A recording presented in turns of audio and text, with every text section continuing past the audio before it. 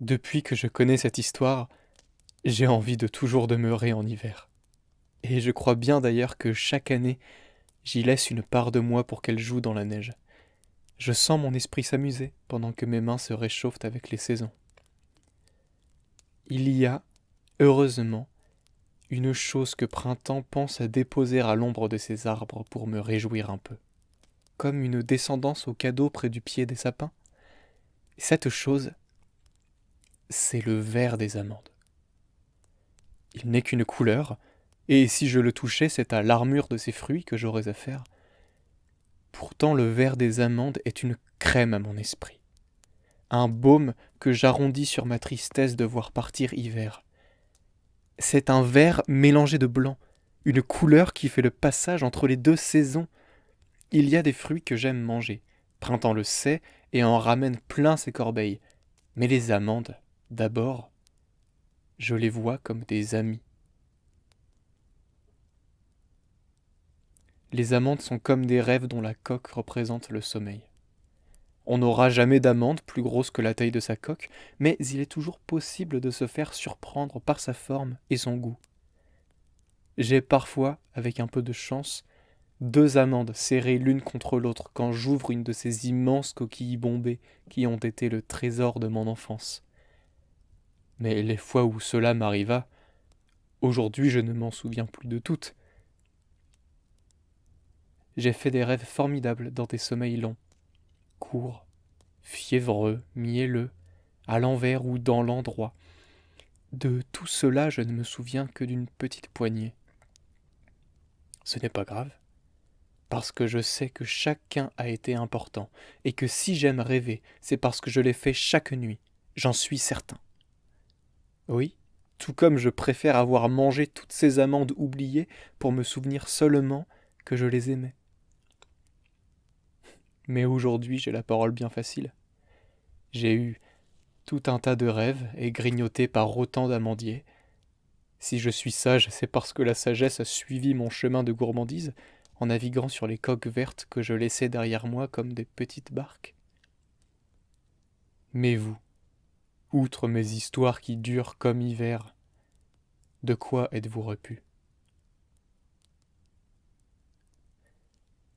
La petite... Fsst. Au sortir de son premier hiver, gigotait encore tout émerveillée par ses rêves, si enveloppant pour son petit corps qu'elle y tenait 100 fois. Les souvenirs étaient des cailloux parfaitement ronds et des galets irisés. Il fallait tous les récupérer. Alors, une fois le printemps en jeu, elle se mit dès le jour à rêvasser aux songes qui la feraient pousser la nuit. Ce n'est même pas de l'impatience. C'est ce que j'appelle du bonheur. Mais instantanément, on arrêta de trouver le matin les signatures de ces histoires oniriques. Psst, ne poussez plus. Rêvait-elle encore? Mon grand-père me disait tout le temps, il faut tout de suite y croire, car ce n'est qu'au prochain hiver de l'histoire qu'on apprendra qu'elle rêve et qu'elle grandit toujours. Et si je n'y crois pas, lui demandai-je. C'est trop tard, je te l'ai déjà dit.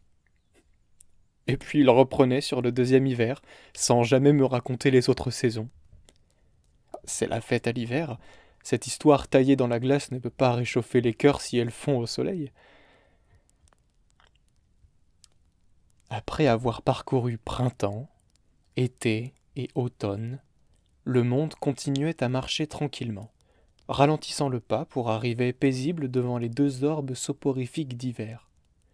Malgré cette allure légère qui présageait le retour d'une saison de rêve,